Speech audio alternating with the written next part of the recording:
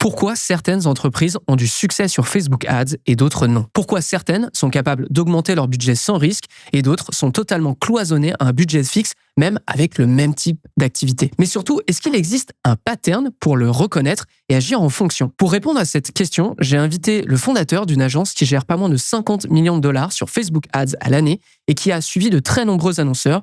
Il va répondre à toutes mes questions sur le sujet et nous présenter des exemples concrets autour de Facebook Ads. Avant d'aller plus loin, je me présente. Mon nom est Antoine Dalmas. Je travaille chez J7 Media, qui est cette agence en l'occurrence, et on aide justement des annonceurs à augmenter leur budget et à être en hyper croissance. Si ça vous intéresse, si vous avez envie qu'on gère vos campagnes ou qu'on regarde votre compte, j7media.com ou dans les notes de l'émission. Donc, vous avez compris, je ne suis pas tout seul aujourd'hui. Je suis avec ce fameux patron qui n'est autre que Antoine Gagné. Comment ça va, Antoine? Antoine, toujours un plaisir d'être sur Social Scaling. Ah, c'est toujours un plaisir de te recevoir et aussi en physique, puisque si vous avez loupé le dernier épisode sur le trimestre méta, on est, ça y est, tous les deux rassemblés à Barcelone. Absolument. Donc ça va être cool. On va avoir un super contenu. Et pour ceux qui ont l'habitude de social scaling, je vous présente très régulièrement des exemples de tests, des créatifs à utiliser, des études de cas autour de Facebook Ads. Et très souvent, on est dans l'opérationnel, dans l'exécution ici. Cette fois, on va revenir à la base avec Antoine, c'est-à-dire au business case, c'est-à-dire comment une entreprise fait de l'argent, et à la stratégie, comment on traduit ça sur Facebook Ads. Antoine, du coup, je me tourne vers toi pour cette toute première question.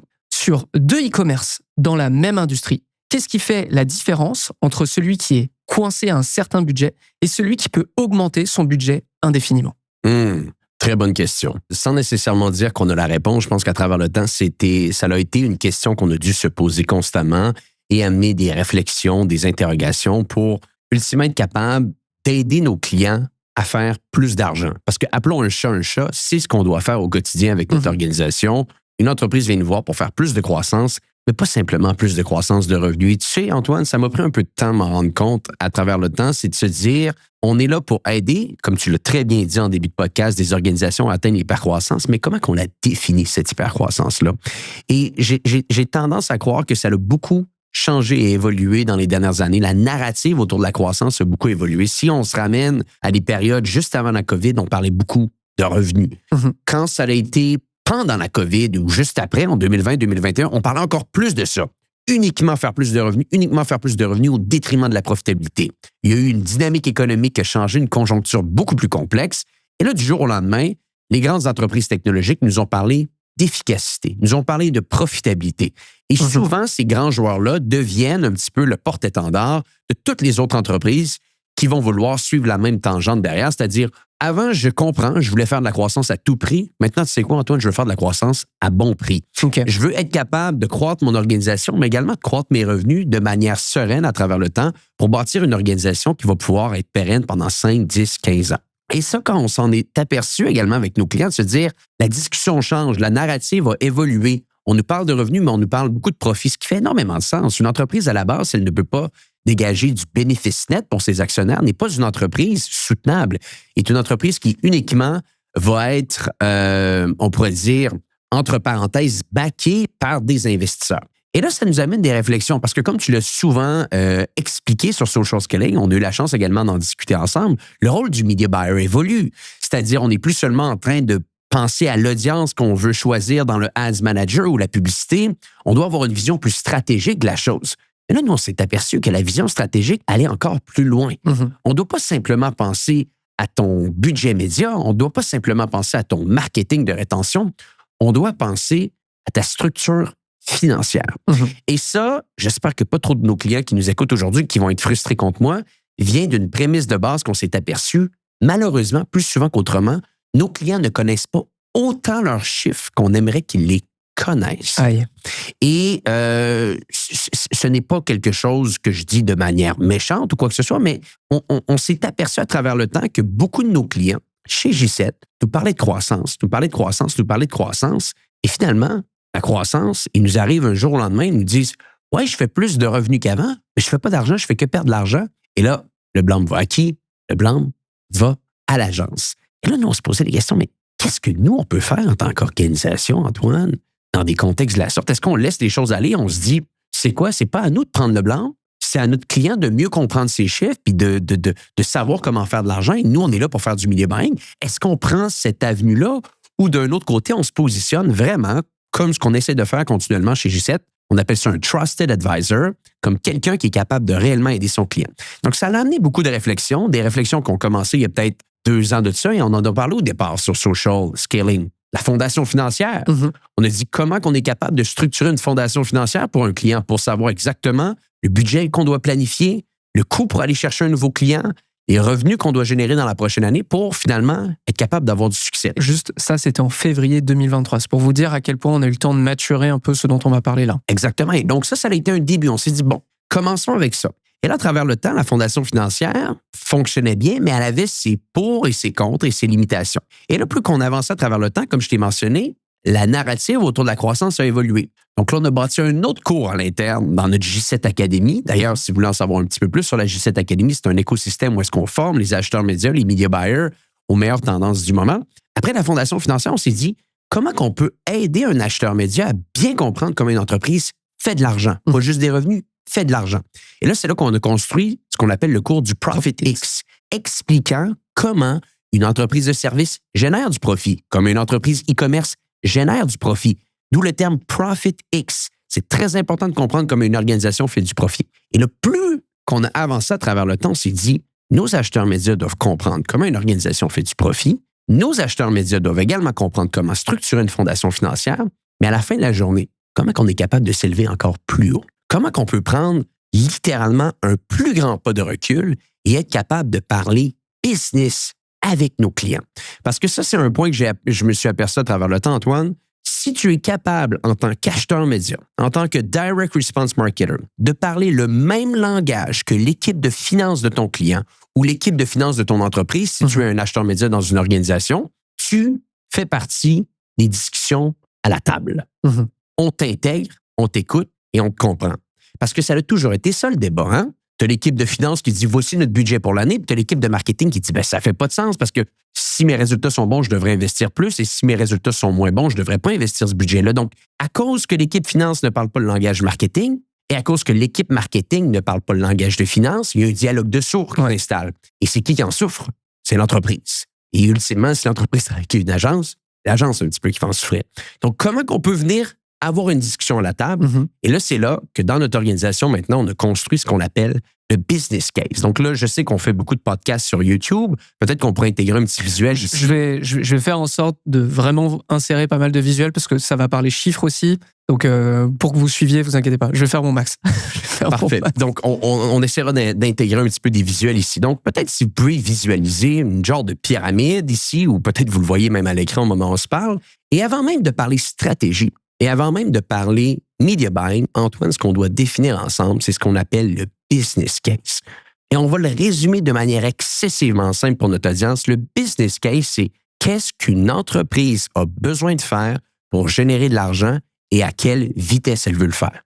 Comment une entreprise va générer de l'argent et à quelle vitesse elle veut le faire. Et je le répète, comment une entreprise fait de l'argent et à quelle vitesse elle va le faire. C'est ça un business case. Okay. C'est de se dire, est-ce que tu es capable de me résumer en 3 phrases comment cette entreprise-là fait de l'argent? Et si tu es capable de le faire, là, tu commences à parler à la table des grands. Je vais donner un exemple et avec une histoire qui est assez intéressante ici, qui revient à un cas client qui est arrivé récemment. Belle croissance. Les budgets sont quand même assez importants en pub. 70 000 $ par mois en pub qu'on investit. On fait des ratios qui sont assez intéressants. Quasiment 300 000 $ de revenus mensuels.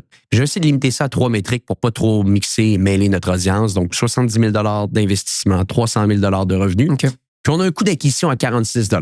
Et pour vous dire, à 46 $, là, notre client nous a dit, ça fait du sens, je fais de l'argent, on a un panier moyen qui est beaucoup plus élevé, 2 à 3 fois plus élevé que ça, une marge brute qui est intéressante. Donc, bref, à 46 $, le coût par acquisition, 300 000 $ de revenus, l'entreprise là, est supposée bien aller. Ça, c'est jusqu'à temps qu'on reçoive le bilan financier à la fin du mois qui nous démontre hors de tout doute que l'entreprise a perdu 1 000 $. C'est pas le bilan financier de Meta, ouais. Bon.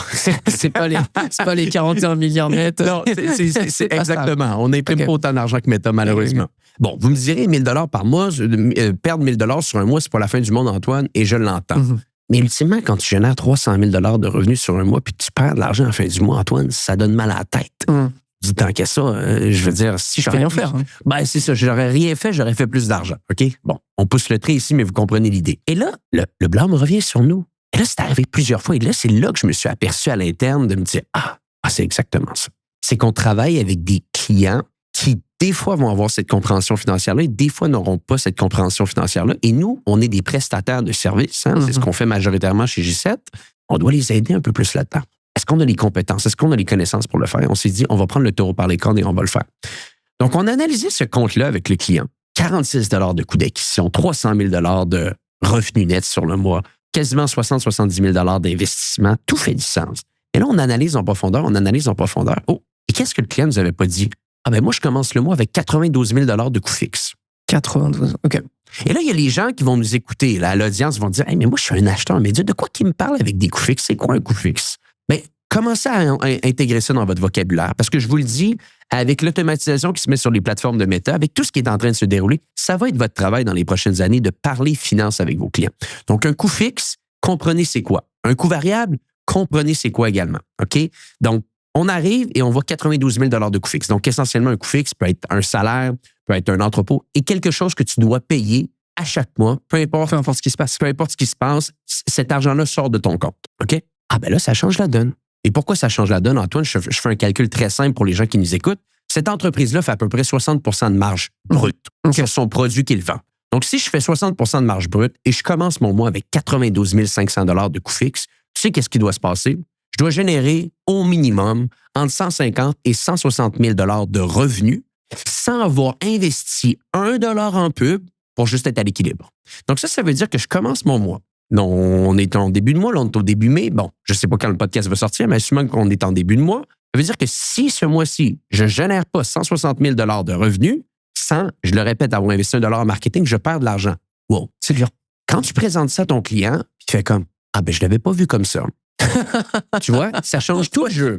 Ça change tout le jeu. Tu comprends? Ça change tout le jeu. Là, les gens commencent à se dire, OK, je suis dans un autre type de business. Quand vous êtes en e-commerce, il y a beaucoup de gens qui font du e-commerce qui nous écoutent. Comprenez une chose, vous êtes dans une business d'efficacité.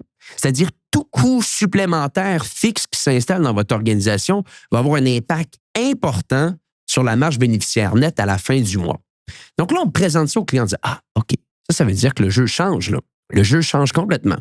Donc là, qu'est-ce que nous, en tant qu'agence, on commence à faire? On commence à bâtir des scénarios. On commence à bâtir des scénarios financiers qui vont s'intégrer dans le business case. OK, on fait une petite pause sur l'épisode parce que j'ai une question à vous poser. Quelle est la solution de reporting que vous utilisez à l'heure actuelle? Chez G7 Media, il faut savoir qu'on a eu de nombreux problèmes de reporting à travers les années. De 1, les solutions nous coûtaient trop cher et de 2, elles buguaient très souvent. Et pour terminer, l'utilisation de ces outils n'était pas toujours très évidente. C'est pour cette raison qu'il y a 1 an et demi, on a pris le taureau par les cornes et on s'est associé pour bâtir une solution qui est absolument parfaite pour nous, à savoir Data Blaster. C'est une solution qui vous permet de connecter toutes vos sources de plateformes publicitaires sur un Looker Studio ou même sur un Google Sheets. Et ça, 2 fois plus vite, mais surtout 5 à 10 fois moins cher que tout ce que vous trouverez sur le marché. Et ce qui est encore plus beau, c'est que l'équipe de Data Blaster est capable de vous accompagner pour bâtir des rapports qui sont complètement personnalisés en fonction de votre organisation. Si ça vous intéresse, sachez que Data Blaster vous propose 2 reportings gratuits pour essayer son service et pour voir si ça vous conviendrait dans votre organisation. Très simple, datablaster.io ou sinon dans les notes de l'émission. Retour à l'épisode. Quelques scénarios financiers que je donne à l'audience ici qui sont très simples. On a déjà parlé de ça sur le podcast. Ici, on n'en a jamais parlé. Je vais expliquer un terme qu'on utilise beaucoup chez G7 qui s'appelle le ratio d'exercice. Le ratio d'exercice, je fais ça très simple pour notre audience. On avait parlé initialement qu'une organisation, cette organisation-là ici, génère 300 000 $ de revenus. Et si une organisation travaille avec un ratio d'exercice à 1/1, ça veut dire que sur ce 300 000 $ de revenus, Antoine, 150 000 $ vont être générés via des nouveaux clients et le 150 000 $ restant va être généré avec des clients existants. Une boutique en ligne, soyons honnêtes, fait de l'argent de 2 manières. Il peut y avoir d'autres lignes de revenus qui s'installent, mais habituellement, je fais de l'argent soit avec des nouveaux clients ou avec des clients existants. Donc, le ratio d'exercice est à 1/1. Et là, on regarde le tout, on se dit, ça doit changer. Parce que si une entreprise veut faire de la croissance, si une entreprise veut atteindre de l'hypercroissance, ultimement, travailler avec un ratio d'exercice à 1/1, ça complique le tout. Parce que dans le Profit X, que je t'explique un petit peu plus tôt, une entreprise e-commerce, pour faire de l'argent, Antoine, là, plus souvent qu'autrement, a besoin de générer beaucoup de revenus avec des clients existants. Et pourquoi donc, vous me direz? Parce que les clients existants, d'où est-ce qu'ils proviennent, Antoine? Les revenus de clients existants. Des réachats. Des réachats. Et les réachats proviennent de où habituellement? De notre marketing de rétention. Et notre marketing de rétention, on n'a pas besoin d'investir de la publicité là-dessus. Combien que ça coûte envoyer un email? Combien que ça coûte envoyer un texto? Tous ces revenus de clients existants qui se mettent en place, c'est souvent la mine d'or, le trésor de toute entreprise e-commerce et souvent les gens ne s'en rendent pas compte. Donc, on dit à ce client-là, là, en ce moment, tu as fait 300 000 de revenus. Tu as investi 60 000 en publicité. Ça te coûte 46 à aller chercher un client et tu perds de l'argent. À cause de quoi? À cause de ton ratio d'exercice à 1 sur 1. Qu'est-ce qu'on va faire? On va essayer de switcher le tout. On va essayer de changer la dynamique de place pour faire en sorte que ton ratio d'exercice ne soit pas à 1 sur 1, mais en bas de 1. Chiffre pour les gens qui nous écoutent, si vous avez un ratio d'exercice en bas de 1, qui veut dire vos revenus de nouveaux clients divisé par vos revenus de clients existants, est en bas de 1, ça va bien. Et le mieux, c'est de se rendre aux alentours de 30 OK? Donc, pour chaque dollar de revenu de nouveaux clients, j'en génère au moins 3 de clients existants. Là, vous commencez à être dans un environnement excessivement intéressant. Donc, c'est ce qu'on dit aux clients. On va changer le ratio d'exercice. Donc là, en février, 300 000 de revenus, on perd 1 000 On arrive en mars, proposition qu'on fait. Visons un ratio d'exercice qui va être plus aux alentours de 30-40 De cette manière-là, qu'est-ce qui va se mettre en place? Automatiquement, on va se créer ce qu'on appelle, Antoine, de la marge de manœuvre. Pourquoi? Parce que si je vise, on va dire, pour le mois de mars, dans ce cas-ci que je suis en train de te parler, 350 000 de revenus, mais que sur le 350 000 de revenus, je fais littéralement, on va dire, 40 de mes revenus avec des clients existants. Okay. Ce qui voudrait dire essentiellement environ 130 135 000 Mais la balance va être faite, avec des nouveaux clients. Mais la balance va être faite avec mes revenus de clients existants. Donc, 40 de mes revenus, 130 135 000 de nouveaux clients et la balance avec des clients existants. Donc là, mon objectif d'aller générer des nouveaux clients est plus bas. Et ça, c'est bien. Parce que les nouveaux clients, de où est-ce qu'ils se génèrent habituellement, Antoine? De la publicité. Et ça, c'est important pour les gens qui nous écoutent. Un media buyer, un achat média, quelqu'un qui gère du budget média. Son travail, ce n'est pas juste de générer un ROAS. Son travail, plus souvent qu'autrement, c'est de générer des revenus de nouveaux clients. On amène de l'eau au moulin. C'est ça votre travail en tant qu'acheteur média.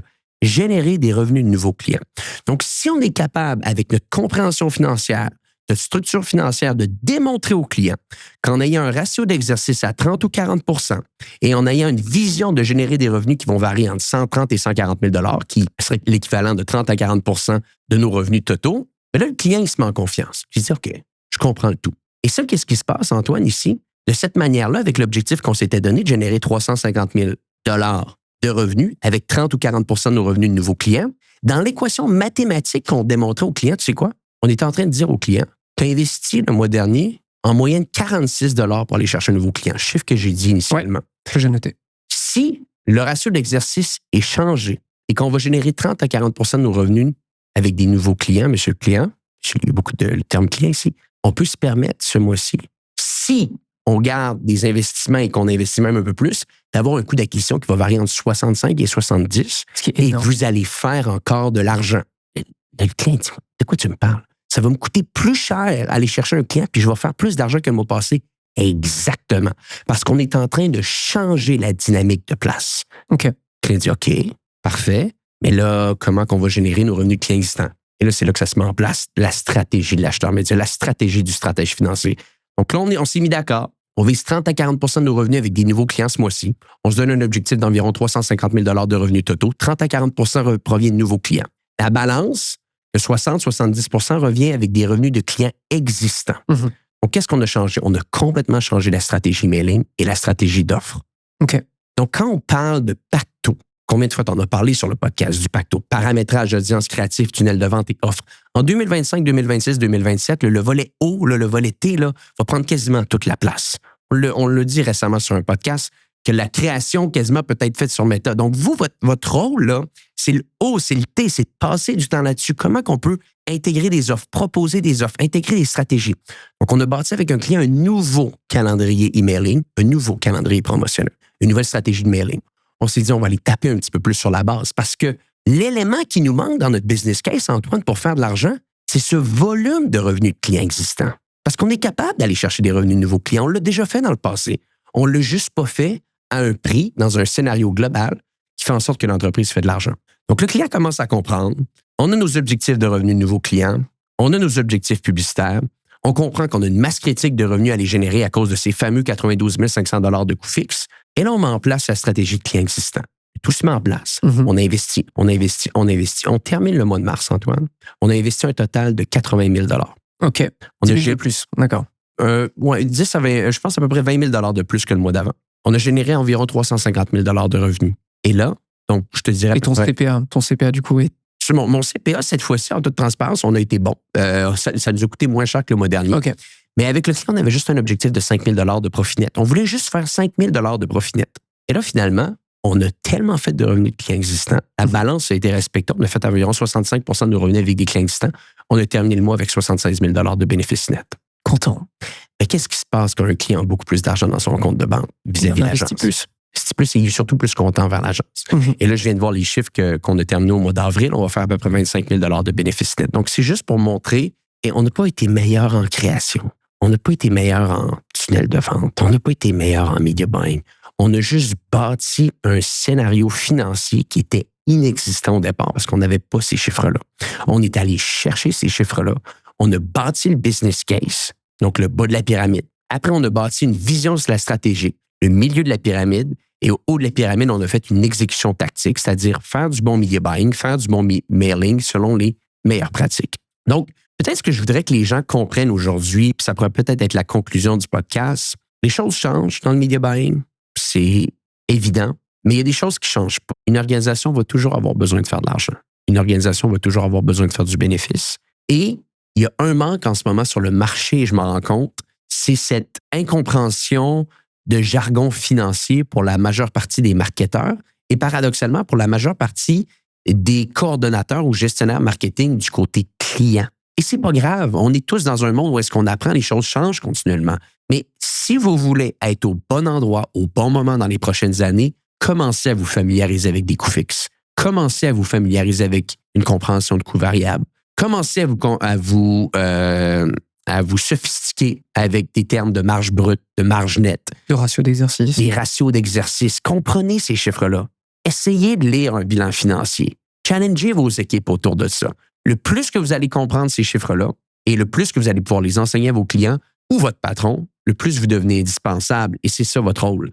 Devenir indispensable dans un monde qui change tellement avec l'intelligence artificielle. Puis c'est surtout que par rapport aux chiffres que tu nous as sortis, c'est de se dire que si tu arrives à augmenter ton ratio d'exercice en faveur des clients qui sont existants, c'est-à-dire que pour chaque dollar que j'obtiens avec un client nouveau, j'en ai beaucoup plus sur des clients existants, ça te permet d'être beaucoup plus agressif dans ton acquisition parce que tu peux te permettre, comme tu as pu dire, vous aviez un objectif de 46 $ par achat. Et là, vous pouviez facilement passer à 60, 65 $, ouais. si ma mémoire est bonne. Et que, du coup, t'es beaucoup plus agressif. Et on le sait surtout que lorsque tu augmentes ton budget sur Facebook Ads, ce qui est très difficile, c'est de maintenir ton CPA, ton coût par achat, lead, etc., à niveau, parce que très, très, très souvent, il va commencer à augmenter. Donc, à quel point tu es capable de l'encaisser. Absolument. Et grâce à ça, toi, tu as été... Ça n'avait pas été le cas sur ce mois-ci, mais vous auriez pu être capable d'aller taper du 60-65 $ le coût par achat. Exactement. Puis juste pour terminer, j'ai omis de mentionner une chose. Le mois de mars qu'on avait terminé, donc je leur ai dit, le mois de février, on a fait 300 000 $ de revenus. Et le mois de mars, on avait fait 429 000 $ de revenus. Donc, j'avais dit 350 000, je veux juste que les gens comprennent. On avait fait 429 000 $ de revenus, 80 000 $ qu'on avait investi, environ 40 $ de coûts d'acquisition et 76 000 $ de bénéfices nets.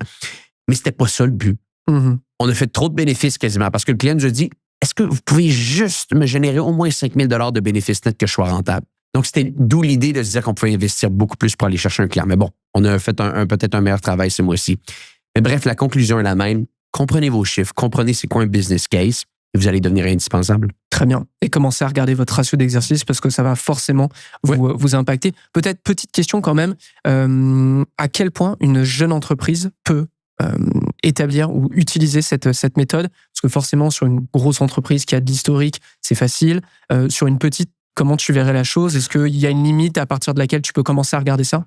Un business case se passe à n'importe quel stade de ton entreprise. N'importe quel stade de ton entreprise, c'est juste que le business case évolue. Chaque entreprise est différente. Je peux terminer avec un exemple de 2-3 minutes sur une petite entreprise qui débute. La petite entreprise qui débute a toujours une première question à se poser. Est-ce que mon acquisition, je la fais à profit ou est-ce que je la fais à perte? C'est très important de comprendre le tout. Hein? Ça, c'est un point qu'encore une fois, en tant que marketeur, direct response marketer, vous devez comprendre. Une acquisition à profit ou à revenu va se faire au détriment de la vitesse. Une acquisition à perte va se faire avec de la vitesse, mais au détriment de la profitabilité. Il faut comprendre, il y a toujours des échanges qu'on va faire là-dedans. Donc, on le voit, on a une belle organisation qui a commencé avec nous récemment, très, très naissante, mais qui a tellement de potentiel qu'on a pris le compte rapidement. On a vu le potentiel qu'il y avait. Il n'a quasiment aucun revenu de client existant. C'est normal. C'est une nouvelle entreprise. Mais démontre qu'il va y en avoir dans le futur si on est capable de bâtir cette acquisition-là pendant longtemps.